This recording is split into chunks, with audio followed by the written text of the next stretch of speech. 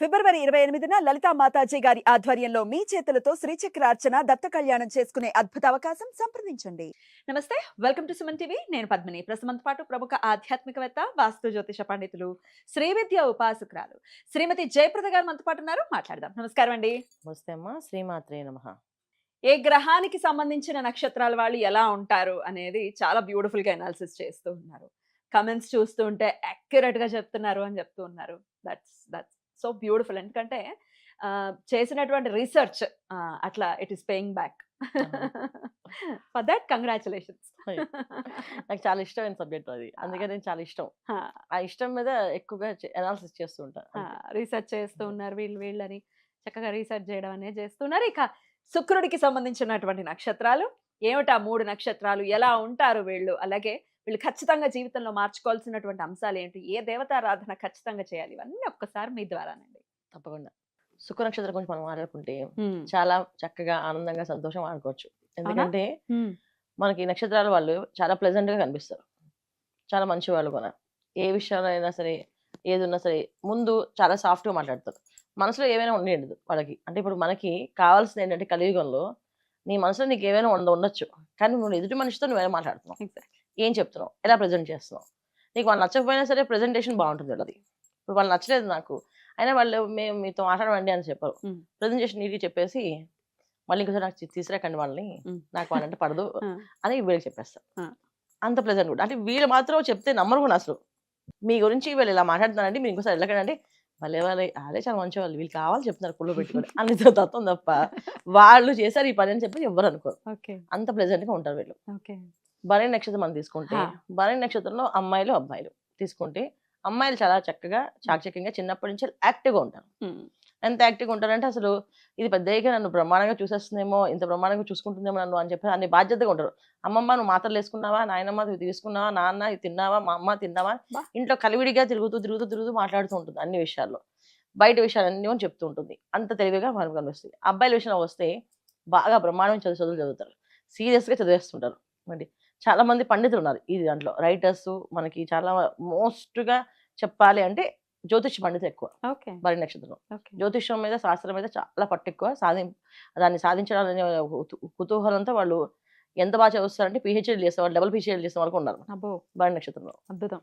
బ్రహ్మాండమైన రాణింపు, గుర్తింపు వీళ్ళకుంటుంది. అయితే వీళ్ళకున్న విషయాల్లో భరణి నక్షత్రంలో కొన్ని మైనస్లు ఉంటాయి, అవి కూడా నేను చెప్తాను. తర్వాత మనం పుబ్బాకి తీసుకున్నాం. సో పుబ్బా నక్షత్రంలో వచ్చినప్పటికి చాలా అందంగా చాలా నాజుగ్గా ఉంటారు అమ్మాయిలు, చాలా బాగుంటారు. చూడ్డానికి అసలు ఎంత ఆకర్షణీయంగా అనిపిస్తారంటే, ఇంత అందంగా ఉంటారా కూడా అనిపిస్తుంది అన్నమాట. సో వాళ్ళు నలుపు నుండి తెలుపు ఉంటారు, రెండు రంగుల్లో కూడా వాళ్ళు అందంగా కనిపిస్తారు, చాలా ఆకర్షణీయంగా ఉంటారు అన్నమాట. అబ్బాయిల విషయంలో వచ్చినప్పటికి వాయిస్ చాలా బాగుంటుంది, వాళ్ళు చేసే పనులు కేరింగ్ చాలా బాగుంటుంది. ఇవన్నీ వీళ్ళకి బాగుంటాయి. అయితే వీళ్ళకి కొన్ని 2 మైనస్లు ఉన్నాయి, అవి కూడా నేను మళ్ళీ చెప్తాను లాస్ట్లో చెప్తాను. అలాగే తర్వాత మనం తీసుకుంటే నక్షత్రాలని, పూర్వాషాఢ నక్షత్రం. వీళ్ళు చాలా తెలివైన వాళ్ళు, చదువుకున్న వాళ్ళు అని చెప్పను, తెలివైన వాళ్ళు చెప్తాను. అదే చదువులు చాలా తక్కువ. చాలా మంది ఎడ్యుకేషన్ మినిమం 10th డిగ్రీలో అలా ఆపేసిన వాళ్ళు ఉంటారు ఎక్కువ. ఏదో హయ్యర్ ఎడ్యుకేషన్ చేసే వాళ్ళు తక్కువ. ఇప్పుడు మన భరణి నక్షత్రం తీసుకుంటే పిహెచ్డీ, డబుల్ పిహెచ్డీ చేసే వాళ్ళు ఉంటారు, ఎంఏలు, డబుల్ పిహెచ్డీలు, శాస్త్ర పండితులు, ఇవన్నీ కావ్యాలు, గ్రంథాలు రాసిన వాళ్ళు అందరూ ఉంటారు. పుబ్బాని తీసుకుంటే సైంటిస్టులు, తర్వాత ఒక రీసెర్చ్ ఓరియంటర్ లో సెంటర్స్ లో వీళ్ళు అడ్మిన్స్ గా పనిచేయడం, సో దానికి సంబంధించిన హెచ్ఆర్ గా పనిచేయడం, హై ఎడ్యుకేషన్ ఫుల్ గా ఉంటుంది వీళ్ళది. ఇక పూర్వాషాఢ తీసుకున్నప్పటికి చాలా లీస్ట్ ఎడ్యుకేషన్ విషయం చాలా తక్కువ. మనం వేళ మీద లెక్క పెట్టచ్చు. ఎవరన్నా చదివామండి అంటే వాళ్ళ జాతక లగ్నం బ్రహ్మాండంగా ఉండొచ్చు, యోగం అయి ఉండొచ్చు, అది చదివి ఉండొచ్చు. 90% పూర్వాషాఢ చదువు ఉండదు, చదువు తక్కువ, పని ఎక్కువ. గురుపాలిత రాశిలో ఉన్నారు వీళ్ళు, వీళ్ళకైనా చదువు అందుకే కదా చదువు లేకపోతే వీళ్ళు రాణిస్తారు. చదువుతో ఏం సంబంధం లేదు, చదువు సంబంధం లేకుండా రాణిస్తారు, బ్రహ్మాండంగా రాణిస్తారు. 10th కూడా పాస్ అవ్వరు వాళ్ళు, కానీ పెద్ద పెద్ద వ్యాపారాలు చేస్తుంటారు పూర్వాషాఢ నక్షత్రం వాళ్ళే. సో విపరీతం తెలివితేటలు వాళ్ళు, తెలివైన వాళ్ళు. మళ్ళీ వీళ్ళకి కూడా మైనస్లు ఉన్నాయి, ఇవని చెప్తాం. సో మనం ఇక్కడ భరణి, పుబ్బ, తర్వాత పూర్వాషాఢ 3 నక్షత్రాలకి 3 మైనస్లు ఉన్నాయి. సేమ్ నక్షత్రాలకి సేమ్ ప్రాబ్లమ్స్ కాదు, డిఫరెంట్ ప్రాబ్లమ్స్.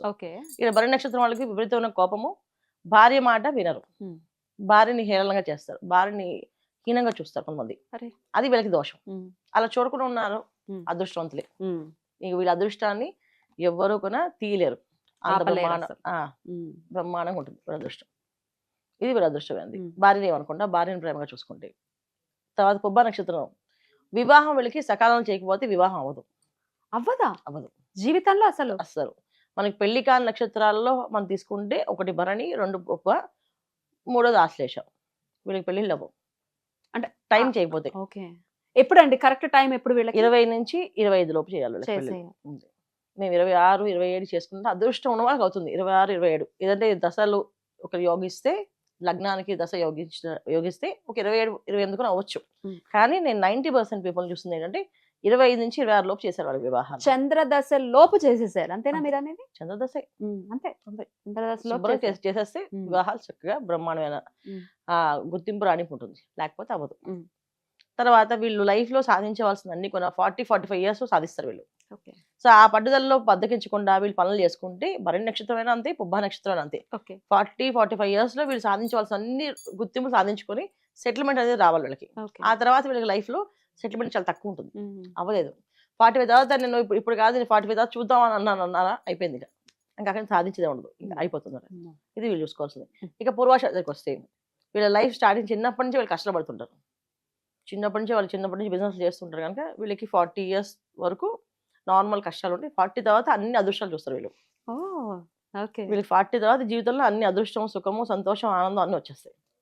ఇది వీళ్ళకి. అద్భుతం. వీళ్ళకి 40 లోపే అన్నీను. ఉమ్. తర్వాత నుంచి వీళ్ళకి కొంచెం కష్టాలు స్టార్ట్ అవుతాయి. వీళ్ళకి 40 తర్వాత నుంచి కష్టాలు పోతాయి వీళ్ళకి. ఉమ్. ఇది వీళ్ళు చేసుకోవాల్సింది. Okay okay. ఈ దేవతారాధన ఒక్కసారి చెప్పేసేయండి 3 తప్పకుండా. నక్షత్రాల వాళ్ళు. సో భరణి నక్షత్రం వాళ్ళకి దేవతారాధన, శివుని ఆరాధించడం. ఎక్కువ శివుని ఎంత ఆరాధించినా, భార్యని గౌరవిస్తే వీళ్ళకి అన్ని కలిసి వస్తాయి. ఓకే. అంటే భర్త అయితే భార్య, భార్య అయితే భర్త. ఓకే. పుబ్బా నక్షత్రం వాళ్ళు ఎక్కువగా వాళ్ళు చూసి సూర్య నమస్కారాలు చేయడం, సూర్య ఆరాధన చేయాలి. ఎందుకంటే వీళ్ళకి సంబంధించిన కొంచెం హార్ట్ అటాక్, హార్ట్ స్ట్రోక్స్ ఇవే వచ్చే అవకాశం ఉన్నాయి కదా, సూర్య ఆరాధన చేయడం. ఓకే. పూర్వాషాఢ వాళ్ళు లక్ష్మీ నరసింహస్వామిని ఎక్కువ పూజిస్తూ ఉండాలి వీళ్ళు. ఓకే. అంతే. వీళ్ళు చాలా అదృష్టవంతులుగా మారుతారు వీళ్ళు. ఆహా అమేజింగ్ అండి. చాలా అద్భుతంగా తెలియజేశారు. మార్చుకోవాల్సినటువంటి అంశాలని కూడా చాలా క్లియర్ గా చెప్పేశారు. కాబట్టి ఇవి మార్చుకుంటే ఇక జీవితంలో తిరుగుండదు అని చెప్తున్నారు. డెఫినెట్ గా కన్సిడర్ చేయాలి ఈ శుక్ర నక్షత్రాలు. అద్భుతం అండి. చాలా చాలా కృతజ్ఞతలు. నమస్కారం అండి. నమస్తే అమ్మ. శ్రీమాత్రే నమః.